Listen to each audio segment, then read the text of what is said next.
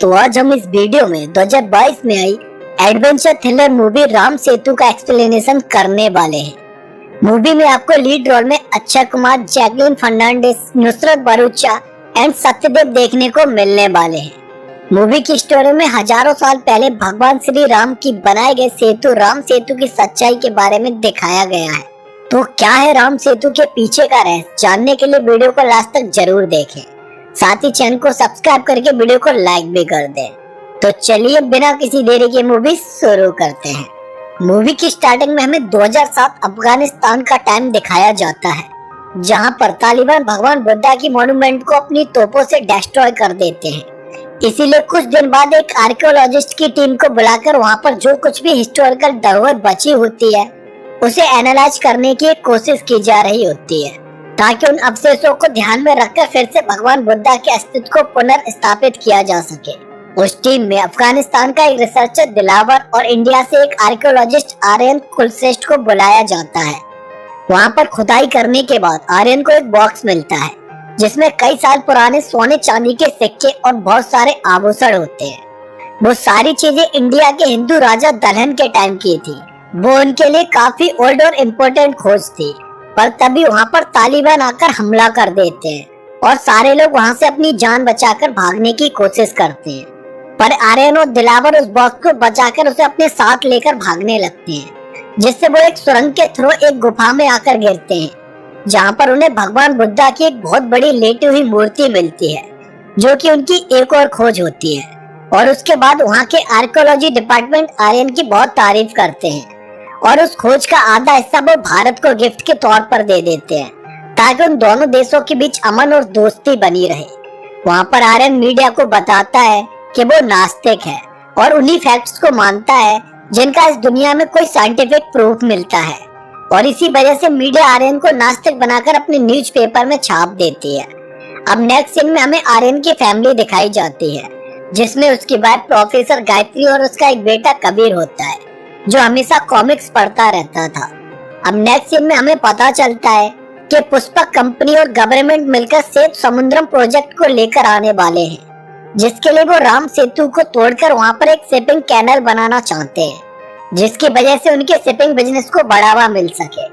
पर लोगों की सेतु से श्रद्धा जुड़ी हुई थी, क्योंकि श्री राम द्वारा बनाया गया था, और इसलिए वो इस प्रोजेक्ट के अगेंस्ट होते हैं। और राम सुरक्षा समिति ने कोर्ट में इसके अगेंस्ट पिटीशन भी डाल दिया होता है। इसीलिए पुष्कर कंपनी के ओनर इंद्रकांत को प्रूफ देना था कि राम सेतु मैन मेड नहीं बल्कि नेचर मेड सेतु है, जिसे श्री राम से पहले बनाया गया था। और इसके लिए आर्कियोलॉजिस्ट डिपार्टमेंट के मैनेजर आर्यन को हायर करते हैं और वो उससे कहते हैं कि वो कोर्ट में एक ऐसी रिपोर्ट बनाकर सबमिट करे जिससे कोर्ट को लगे कि नेचर मेड सेतु है, क्योंकि खुद आर्यन गॉड में बिलीव नहीं करता था, इसीलिए उसे श्री राम में भी बिलीव नहीं था, और उसे भी लगता था कि सेतु श्री राम के टाइम से बहुत पहले का है, और इसीलिए वो अपनी एक रिपोर्ट रेडी कर लेता है, जिसकी वजह से उसकी वाइफ गायत्री उसे इस रिपोर्ट को कोर्ट में सबमिट करने से रोकती है, क्योंकि इससे श्री राम के अस्तित्व पर भी कई सारे सवाल खड़े हो जाते और लोगों की आस्था को भी ठेस पहुंचती, क्योंकि राम सेतु श्री राम के अस्तित्व और उनकी पहचान का एक सिंबल था। पर आर्यन उसकी कोई भी बात नहीं सुनता है और अपनी रिपोर्ट को कोर्ट में सबमिट कर देता है। साथ ही आर्यन उसमें ये भी मेंशन कर देता है कि रामायण सिर्फ एक काल्पनिक महाकाव्य है, जिसकी वजह से अब लोग सड़कों पर उतरकर इसका विरोध करने लगते हैं, क्योंकि इसकी वजह से उनकी आस्था पर भी कई सारे सवाल उठ चुके थे। और उसी के प्रेशर में कोर्ट कुछ साइंटिफिक प्रूफ लाने के लिए कहती है, जिससे प्रूफ हो सके कि राम सेतु मैन मेड नहीं बल्कि नेचर मेड सेतु है। दूसरी तरफ आर्यन के द्वारा रामायण को एक काल्पनिक महाकाव्य कहने की वजह से लोगों में बहुत गुस्सा होता है, और उसी की वजह से आर्कियोलॉजिस्ट डिपार्टमेंट से आर्यन को कुछ टाइम के लिए सस्पेंड कर दिया जाता है। पर कुछ दिन बाद उसके बॉस उसे इंद्रकांत से जाकर मिलवाते हैं, और वहां पर इंद्रकांत आर्यन को रामेश्वरम एक रिसर्च पर जाने के लिए कहते हैं, ताकि वो वहां पर जाकर राम सेतु से साइंटिफिक प्रूफ लेकर आ सके कि वो एक नेचर मेड सेतु है, जो कि श्री राम के पहले बनाया गया था। उस टाइम तो आर्यन इसके लिए मना कर देता है, क्योंकि वो अब और कंट्रोवर्सी में नहीं फंसना चाहता था, पर उसे पता ही नहीं था कि वो ऑलरेडी इस कंट्रोवर्सी का एक हिस्सा बन चुका है, क्योंकि उसने श्री राम की रामायण पर सवाल जो उठा दिए थे। और उसी की वजह से कबीर के स्कूल में उसका एक फ्रेंड उसे रावण बोलने लगता है, क्योंकि उसके डैड आर्यन श्री राम को मानते ही नहीं थे। और ये बात सुनकर कबीर उस लड़के को पीट देता है, जिसकी वजह से प्रिंसिपल आर्यन को स्कूल बुलाती है। और उसी बीच कुछ लोग आर्यन को जबरदस्ती पकड़कर उसका फेस काला कर देते हैं, क्योंकि लोग उसके द्वारा दी गई बातों से बहुत गुस्से में थे। स्कूल में भी प्रिंसिपल आर्यन पर कबीर के द्वारा किए गए बिहेवियर पर गुस्सा करती है, जिसकी वजह से अब आर्यन सोच लेता है कि वो रामेश्वरम जाकर राम सेतु की सच्चाई को बाहर लेकर आएगा, और इससे वो ये भी प्रूव कर पाएगा कि रामायण एक काल्पनिक महाकाव्य है या फिर रियलिटी है। पर यह बात सुनकर गायत्री परेशान हो जाती है, क्योंकि इसके बाद वो लोग और ज्यादा कंट्रोवर्सी में फंसने वाले थे। इसीलिए वो आर्यन को छोड़कर अपने घर चली जाती है। और next day Aryan Rameshwaram Indian Ocean में पहुंच जाता है, जहां पर राम सेतु बनाया गया था। पर इस टाइम वो उस सी के अंदर डूब चुका था। वहां पर उसकी मुलाकात वहां के प्रोजेक्ट हेड बाली से होती है, और बाली आर्यन को अपनी शिप में लैब के अंदर लेकर आता है, जहां पर उनके पास रिसर्च के लिए हर तरह के इंस्ट्रूमेंट और मशीनें थी। वहां पर बाली आर्यन को डॉक्टर चंद्रा, डॉक्टर गैब्रिएली और डॉक्टर सेंड्रा से मिलवाता है, जो कि उसके साथ इस प्रोजेक्ट पर काम करने वाले थे। साथ ही आर्यन के कहने पर उसे एक सूट भी प्रोवाइड कराया जाता है, जिससे वो बिना किसी परेशानी के अंडर वाटर में जा सकता था और वहां पर जितना चाहे उतनी देर रुक सकता था। उस सूट में उन्होंने कई सारे फीचर्स ऐड किए थे। बाली अपनी रिसर्च को करने से पहले आर्यन से कहता है कि सी के अंदर वो श्रीलंकन एरिया में एंटर नहीं करे, क्योंकि वहां पर इस टाइम पर रेबेल्स और श्रीलंकन आर्मी के बीच सिविल वार छिड़ चुका है, तो उसे अपनी रिसर्च इंडियन टेरिटरी के अंदर रहकर ही करनी होगी।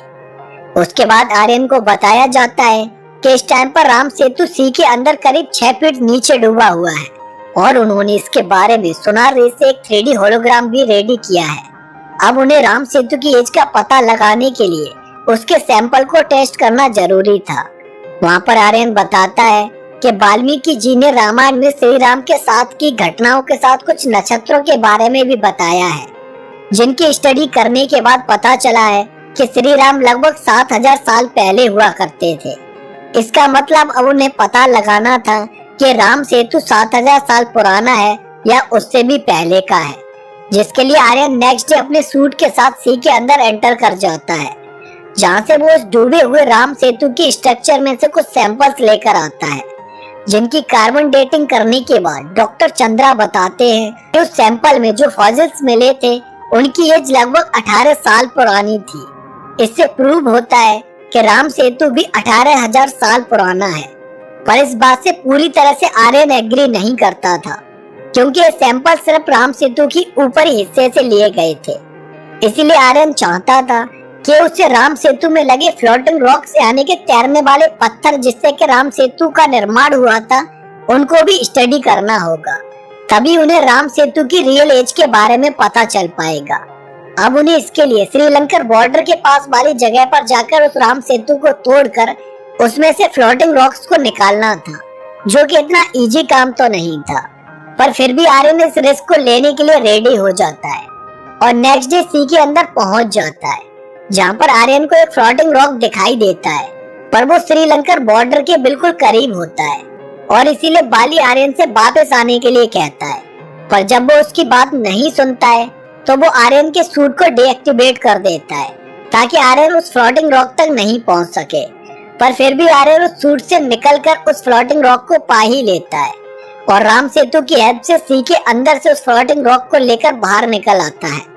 और उसके बाद वो डॉक्टर गिब्रियल के साथ मिलकर उस फ्लोटिंग रॉक की कार्बन डेटिंग करने लगता है, जिससे उन्हें पता चलता है कि फ्लोटिंग रॉक 7000 साल पुराना है, यानी राम सेतु श्री राम के टाइम का ही था। और जो सैंपल उन्हें पहले मिले थे, उन स्टोन्स को वहाँ पर किसी ने कहीं और से लाकर प्लॉट किया था। यहाँ पर हमें क्लियरली समझ आ जाता है कि इंद्रकांत ने ही बाली के साथ मिलकर उन स्टोन्स को वहाँ पर प्लांट कराया था,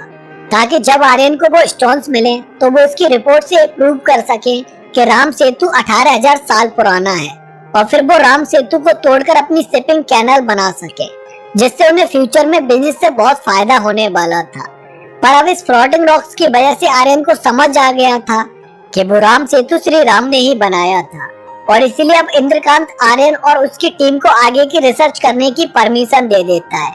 अब उसकी टीम में डॉक्टर सैंड्रा और डॉक्टर गिब्रियल होते हैं, पर उसके लिए उसे श्रीलंका के बॉर्डर में एंट्री करके वहां से और ज्यादा फ्लोटिंग रॉक्स के सेगमेंट चाहिए थे, और उसी के लिए वो तीनों नेक्स्ट डे सी के अंदर अपनी शिप को लेकर निकल जाते हैं। अब बाली को पता था कि सी में स्टॉर्म आने वाला है, और इसीलिए उसका प्लान था कि वो उन तीनों को सी के उस स्टॉर्म में ही मार देगा, और इसीलिए स्टॉर्म आने के बाद उसने आर्यन के शिप के सारे सेफ्टी फीचर्स को डीएक्टिवेट करा दिया। इस बारे में डॉक्टर गिब्रियल को उस पर पहले से ही शक हो गया था, इसीलिए वो उस फ्लोटिंग रॉक्स को अपने बैग में छुपा कर ले आई थी, क्योंकि राम सेतु श्री राम के टाइम का था और इसका प्रूफ उनके पास सिर्फ वो फ्लोटिंग रॉक ही था। अब सी के अंदर स्टॉर्म आने से वो लोग सी में डूबने लगते हैं। तभी वहाँ पर एक श्रीलंका टूरिस्ट गाइड एपी उन्हें मिलता है, जो उनकी जान बचाकर उन्हें श्रीलंका में ले आता है, और वहाँ पर आर्यन अपनी खोज के बारे में एपी को बताता है। अब तक उन्हें ये भी पता चल चुका था कि इंद्रकांत और बाली ने जानबूझकर उन्हें मारने की कोशिश की थी, ताकि वो राम सेतु की रियल सच्चाई को कोर्ट के सामने नहीं ला सके। और अब आर्यन को इस फ्लोटिंग रॉक्स के अलावा भी कुछ और एविडेंस की जरूरत थी, जिससे उन्हें श्री राम और उनके राम सेतु के साक्ष्य मिल सके, और इसमें एपी उनकी हेल्प करने के लिए रेडी हो जाता है। वो कहता है कि वो उन्हें सी के बीचों बीच ले जाकर इससे बड़ा रॉक उन्हें दिला सकता है, पर उसके लिए वो अपनी डायरी में इन सब का एक्सपेंसेस लिखता रहेगा। जर्नी खत्म होने के बाद उन्हें इसका सेटलमेंट करना होगा। और नेक्स्ट डे जैसे ही वो लोग सी के बीचों बीच पहुंचते हैं, वहाँ पर बाली अपने लोगों के साथ आकर उन्हें मारने की कोशिश करने लगता है, जिसकी वजह से वो लोग जंगल की तरफ भागने लगते हैं, और बाली भी उन लोगों के पीछे जाकर उन पर गोलियां चलाने लगता है। वहाँ भागते हुए डॉक्टर गिब्रियल का बैग वहीं जंगल में गिर जाता है, जिसमें कि फ्लोटिंग रॉक रखा हुआ था, और उसे लेने के लिए एपी जाता है। और तभी वहाँ पर श्रीलंकन आर्मी का एक हेलीकॉप्टर आकर उन्हें बचा लेता है।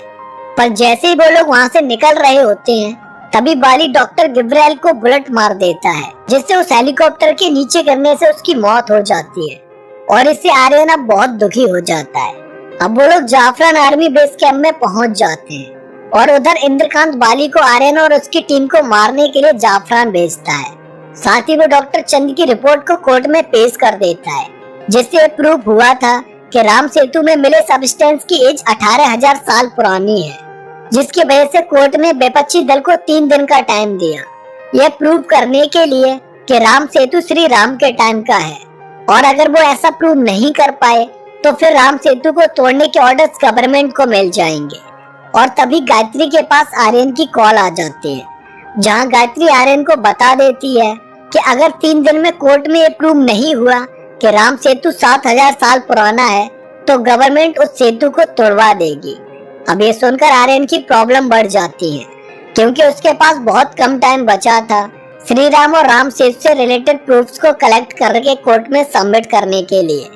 तभी आर्यन वहाँ पर रावण की पूजा होते हुए देखता है, और उसे आइडिया आता है कि अगर वो रावण के अस्तित्व के प्रमाण कलेक्ट कर पाया तो वो ये भी प्रूव कर पाएगा कि श्री राम भी थे, क्योंकि वो दोनों ही समकालीन थे, और श्रीलंका में उसे श्री राम के साक्ष्य तो नहीं मिलने वाले थे, पर रावण के साक्ष्य मिलना पॉसिबल थे, स्पेशली रावण की सोने की लंका से रिलेटेड साक्ष्य। और जब इस बारे में आर्यन एपी को बताता है, तो वो उसे बताता है कि यहाँ पर एक पब्लिक लाइब्रेरी है, जहाँ से उन्हें रावण की लंका के बारे में इंफॉर्मेशन मिल सकती है, और इसीलिए वो लोग उस लाइब्रेरी में जाकर सर्च करने लगते हैं, पर उन्हें वहाँ पर कोई भी इंफॉर्मेशन नहीं मिल पाती है। तभी एपी वहाँ के रिसेप्शनिस्ट से एक पर्सन का एड्रेस ले लेता है, जिसके पास एक बहुत पुरानी धरोहर थी, जिसमें ताम्रपत्र पर रावण की लंका के बारे में जिक्र था, और इसलिए वो लोग उस पर्सन के पास पहुँच जाते हैं, और उन्हें वहाँ पर जो ताम्रपत्र मिलता है उस पर एक मैप बना हुआ होता है, जो कि रावण की लंका की तरफ इशारा करता था। आर्यन उस मैप के फोटो को अपने कैमरे में क्लिक कर लेता है, जिसमें रावण के पैलेस को एक ट्रायंगल शेप में दिखाया गया था, जिसका रास्ता अशोक वाटिका से एक टनल से होता हुआ रावण के पैलेस तक पहुंचता था, और एपी को अशोक वाटिका का रास्ता पता था, इसलिए वो आर्यन और डॉक्टर सैंड्रा को लेकर अशोक वाटिका पहुंच जाता है, जहां पर आर्यन उस मैप को रिकॉर्ड करने की कोशिश करता है। तो उसे पता चलता है कि उन्हें उस टनल तक पहुंचने के लिए रावना फॉल्स के पास जाना होगा, जो अशोक वाटिका से लगभग 20 किलोमीटर दूर था। दूसरी तरफ बाली अपने लोगों के साथ आर्यन के बारे में पता करते हुए उस मैप वाले पर्सन के पास तक पहुंच जाता है और उसे मारकर पता लगा लेता है कि आर्यन इस टाइम पर अशोक वाटिका की तरफ किसी टनल की खोज में गया है। और इसीलिए इंद्रकांत बाली से कहता है कि किसी ऐसे पर्सन को ढूंढो जो आर्यन की तरह सोच सके और उसे वो मैप दिखाओ जिससे उन्हें पता चल सके कि आर्यन इस टाइम पर कहां पर है। उधर आर्यन उस टनल को पानी के अंदर ढूंढ लेता है और फिर वो उसके थ्रू एक गुफा में पहुंच जाता है जहां पर उसे वहां की दीवारों में एक स्क्रिप्ट इनक्रिप्टेड मिलती है जो वहां की बहुत प्राचीन लिपि हैला में लिखी हुई थी। आर्यन उसके फोटोज निकालकर उसे फॉलो करते हुए रावण के पैलेस के द्वार तक पहुंच जाता है जो कि बंद होता है और उसका गेट उसी ट्रायंगुलर शेप में होता है जैसा कि उन्होंने उस मैप में देखा था। वहां पर उन्हें दो रास्ते दिखाई देते हैं जिसमें से एपी आर्यन को श्रीपदा वाले रास्ते चलने को कहता है और उसे यकीन दिलाता है कि उसे वहां पर श्री राम और रावण दोनों के साथ मिलेंगे। साथ ही वो बताता है कि श्रीपदा को त्रिकूट पर्वत भी बुलाया जाता है और त्रिकूट पर्वत का जिक्र रामायण में भी हुआ था जिससे रावण के सोने की लंका दिखाई देती थी और इसीलिए उन्हें लंका के होने के प्रमाण वहीं से मिलने की उम्मीद भी थी।